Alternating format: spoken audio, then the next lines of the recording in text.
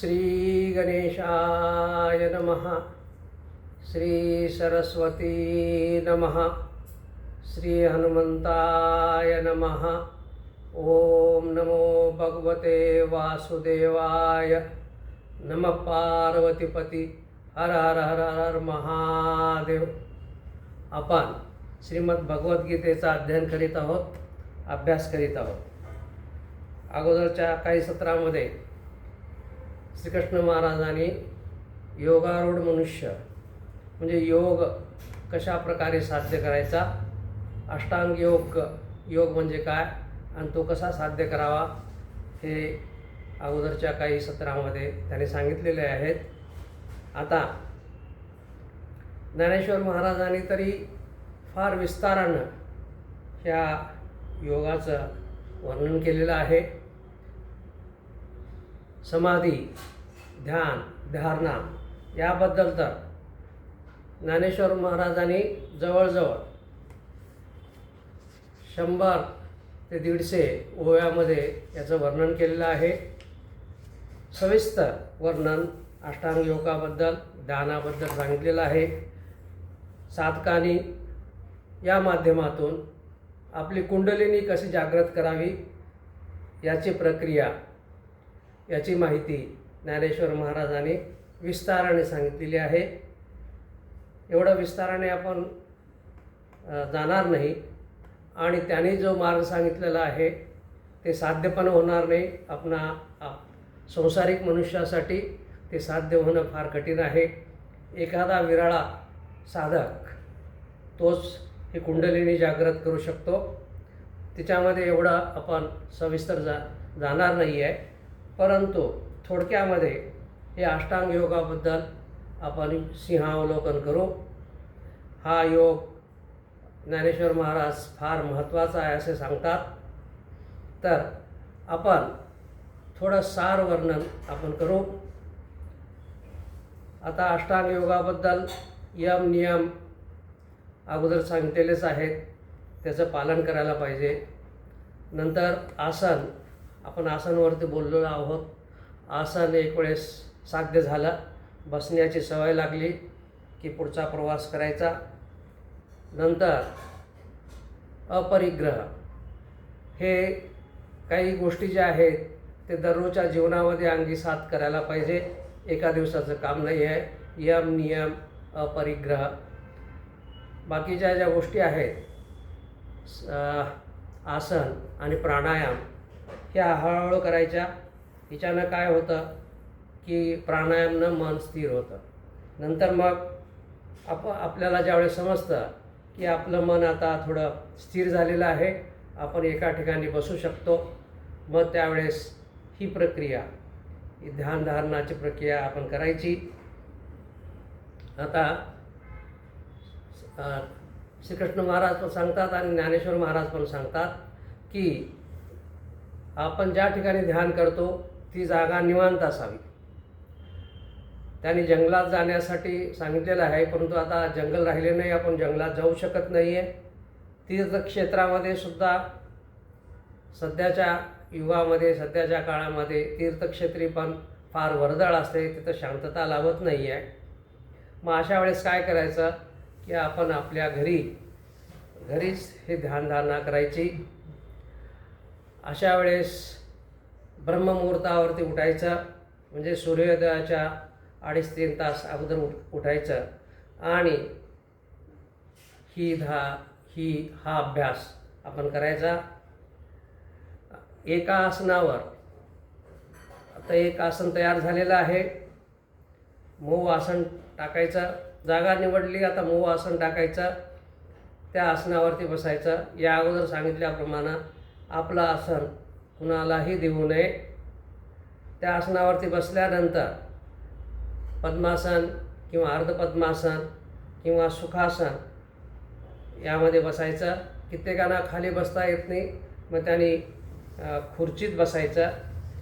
दुसरं, नवीन साधक आहोत आपण, काहीतरी सहारा घ्यायचं पाठीला, म्हणजे एखादी भिंत असेल किंवा आणखीन काही आहे।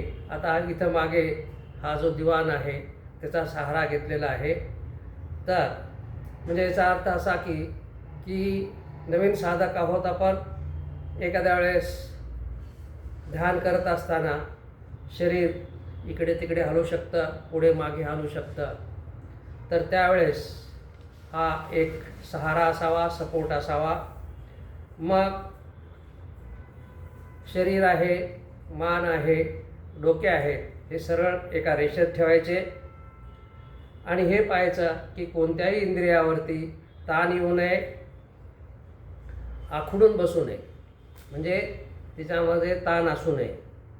नंतर काय करायचं की डोळे मिटायचे आणि डोळे मिटल्यानंतर माझ्या मताप्रमाणे प्रथम श्वासोश्वासावरती लक्ष केंद्रित करायचं, प्राणायाम करायचा. रामदेव बाबांनी सांगितलेला प्राणायाम करायचा, काही मिनिट प्राणायाम करायचा. प्राणायाम फार महत्त्वाची गोष्ट आहे. प्राणायामनी मन स्थिर होतं, त्याला मदत मिळते. मन स्थिर होण्यासाठी प्राणायामचा फार उपयोग होतो.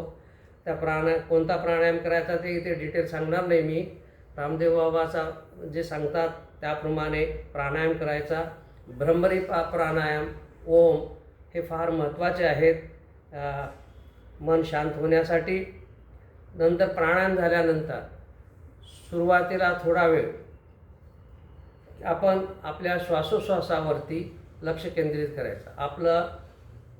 आपले डोळे बंद आहेत आणि त्यावेळेस पाहायचं की आपला श्वास नाकातून येत आहे, आत जात आहे आणि बाहेर पडत आहे. त्याच्यावरती जास्त म्हणजे काय म्हणतो आपण, फोर्स करायचा नाही. जबरदस्तीनं श्वास घेण्याचा प्रयत्न करायचा नाही किंवा जबरदस्तीनं श्वास सोडायचा पण प्रयत्न करायचा नाही. जशा प्रकारे श्वास आत येतो आणि श्वास बाहेर जातो हे फक्त पाहत राहायचं. काही वेळ हे असं करायचं. अगोदर प्राणायाम करायचा, नंतर श्वासोश्वासावर थोडं लक्ष ठेवायचं. नंतर भावना करायची की माझा इष्टदेव, माझा जो भगवंत आहे माझ्या हृदयामध्ये निवास करतो. ही भावना ठेवायची. ही भावना फार महत्त्वाची आहे. माझा देव, माझा भगवंत माझ्या हृदयामध्ये स्थित आहे. मग इकडे तिकडे पाहायचं नाही. आणि काय होतं यावेळेस, प्रथम सुरुवातीला आपलं मन कुठे भटकतं. आपण डोळे जर बंद केले, आपलं लक्ष जरी हृदयावरती असलं, आपल्या भगवंतावरती असलं, तर मन कुठेही पळतं. ठीक आहे, मनाला जिकडे जायचं तिकडे जाऊ द्यायचं, त्याला जबरदस्ती करायचं नाही. परंतु जेव्हा समजलं की आपण दुसरीकडेच भटकत आहोत, मग त्यावेळेस परत वापस यायचं. असं हळूहळू करायचं. मनाला जाऊ द्यायचं, मनाला जबरदस्ती करायचं नाही. बरेच वाईट विचार येतात. असा अनुभव आहे की आपण नेहमीचा जो व्यवहार करतो त्यावेळेस वाईट विचार येत नसते, विचार कमी येतात मनामध्ये. परंतु तुम्ही जर ध्यानामध्ये बसलात तर उलट जास्त वाईट विचार येतात. मग त्यावेळेस अपराधीपणाची भावना ठेवायची नाही. असं म्हणायचं नाही की मी ध्यान करायला बसलो आणि हे वाईट विचार काय येतात. ठीक आहे, येतात ना, येऊ द्या. जातात तर जाऊ द्या. आणि अपराधाची भावना ठेवायची नाही. मन जिथं जातं तिथं जाऊ द्यायचं. आणि ज्यावेळेस समजलं की इथं गेलेलं आहे, मग त्याला आणि परत वापस आणायचं. म्हणजे मनाला जबरदस्ती करायची नाही. मग आता आणखीन काय होतं, मग हळूहळू मन थोडं एकाग्र होऊ लागतं. मन आपलं हृदयावरती एकाग्र होतं. मग त्यावेळेस काय होतं की सुरुवातीचे जे साधक आहेत त्यांना झोप येते. हा अनुभव आहे. सुरुवातीला मन थोडं शांत होऊ लागलं, श्वासोश्वास पण हळूहळू होतो, धीरे धीरे म्हणजे हळूहळू चालतो. आणि मन शांत होऊ लागलं की त्यावेळेस झोप येते. मग वाईट वाटून घ्यायचं नाही. झोप येते ना, ठीक आहे, आली. मग ज्यावेळेस जागरण आली, ठीक आहे, आणखी पुढे साधना चालू ठेवायची. वाईट विचार येतात, मन इकडे तिकडे जातं, झोप येते, याच्याबद्दल जास्त विचार करायचा नाही, वाईट वाटून घ्यायचं नाही. हा अभ्यास सुरुवातीला एक 5-10 मिनिट करायचा, जास्त करायचा नाही. आणि आपल्याप्रमाणे हळूहळू हा जो अभ्यास आहे वाढवत जायचा. आपण संसारिक मनुष्य आहोत, जास्त पण वाढवायचा नाही. माझ्या मताप्रमाणे अर्धा ते 1 तास एवढा ठीक आहे. आपल्याला जसा वेळ आहे, जसं आपलं कामाची पद्धत आहे, आपल्याला जसा वेळ आहे तशा प्रकारे हा अभ्यास करायचा. सुरुवातीला 5-10 मिनिट करायचा, नंतर तो वाढवत अर्धा तास ते 1 तासापर्यंत हा अभ्यास करायचा. जास्त अभ्यास करायचा नाही. आपण संसारिक मनुष्य आहोत. अभ्यास फार महत्त्वाची गोष्ट आहे. श्रीकृष्ण महाराज आणि ज्ञानेश्वर महाराज पण म्हणतात, कितीही कठीण परिस्थिती असली, किती कठीण अभ्यास असला, परंतु अभ्यासाने तो सुधारतो किंवा अभ्यासाने तो प्राप्त होतो. कितीही वाईट, कितीही कठीण गोष्ट असली तर ती अभ्यासाने साध्य होते. मनाला त्याचं कार्य करू द्यायचं, आपण आपलं कार्य ठेवायचं. हळूहळू मग काय होतं की मनाकडे जास्त लक्ष नाही दिलं, विचारावरती जास्त लक्ष नाही दिलं, तर मनालाही वाटतं की माझी तर कदर नाही होत. म्हणजे मी इकडे तिकडे जातो तरीसुद्धा माझी कदर होत नाही. मग काय करतं, वापस येतं आणि मग स्थिर होतं. हा बघा, केव्हाही संसारामध्ये सुद्धा एखाद्या गोष्टीवरती जास्त लक्ष नाही दिलं तर ती गोष्ट आपोआप शांत होते. कोणी रागावला आणि आपण शांत बसलो, तो कितीही रागावू द्या, आपण जर रागावलो तर त्याचा राग आणखी वाढतो. तो रागावला आणि आपण शांत बसलो, काही वेळ तो रागराग करेल आणि शांत बसेल. तशा प्रकारचे मनाचं आहे. मन इकडे तिकडे भटकू द्यायचं, काही प्रॉब्लेम नाही. परंतु ज्यावेळेस समजलं आपणाला की मन भटकत आहे, त्याला वापस आणायचं. मग असं हळूहळू करू लागलो.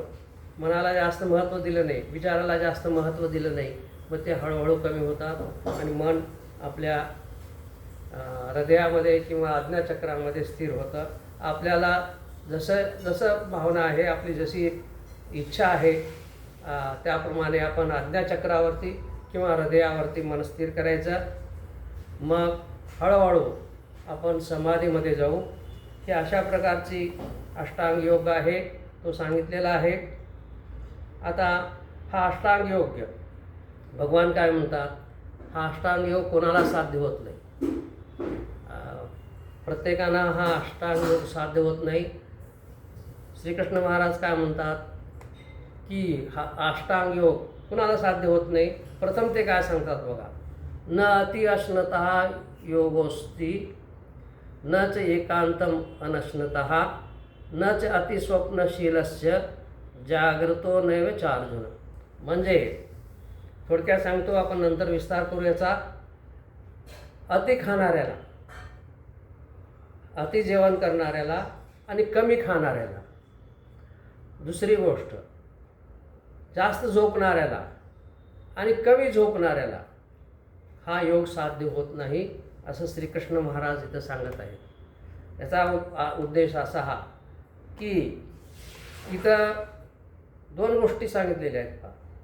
जेवण सांगितलेलं आहे आणि झोप सांगितलेलं आहे. अति पण असू नये आणि कमी पण असू नये. अति जेवण केल्यानंतर काय होतं, झोप लागते, आणि कमी खाल्ल्यानंतर काय होते, झोपच येत नाही. तशा प्रकारे ह्या गोष्टी आहेत, जेवण आणि झोप, ह्या एकूण-एकाला कनेक्टेड आहेत, एकूण-एकावरती अवलंबून आहेत, आणि याचा परिणाम वरती होतो.